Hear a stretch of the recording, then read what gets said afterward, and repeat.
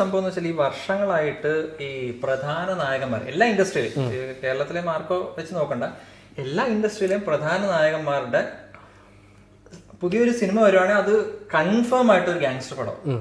അതായത് അത്ര പ്രേമമാണ് ഇന്ത്യക്കാർക്ക് ഈ ഗാങ്സ്റ്റേഴ്സിനോട്. അതായത് മറ്റേ ഇവർ പറയുന്നല്ല, ഇത് ഗാങ്സ്റ്റർ. ഇപ്പൊ ലിയോ എടുത്തു കഴിഞ്ഞാൽ തന്നെ വിജയൻ എന്ന് പറഞ്ഞാൽ പഴയ മറ്റേ അലമ്പൻ, അതായത് പ്രശ്നക്കാരനാണ്, അവൻ വിഷയമാണ്, അവനെ പുള്ളി ഇപ്പൊ കുടുംബമായിട്ട് ജീവിക്കും.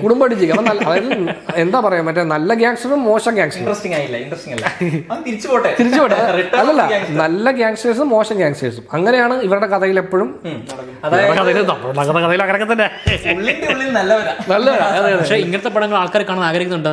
മജോറിറ്റി ഓഫ് ഓഡിയൻസ് ഇപ്പോഴും മറ്റേ ഡെയിലി ലൈഫിൽ മറ്റേ ഈ പറയുന്ന ഡേ ടു 9 to 5 ജോബ്സ് ചെയ്ത് അവർ ഫെഡപ്പ് ആയി. അവർക്കൊരു ഗാങ്സ്റ്റർ അവരുടെ ഒരു ഫാന്റസി ആണ്. ഒന്നും നോക്കാനില്ല, ഗാങ്സ്റ്റേഴ്സ് ഒന്നും ചെയ്തില്ല, ഒരു കസേര അടിക്കുക, താഴെ നിൽക്കുന്നവരോട് ജീവിക്കുക.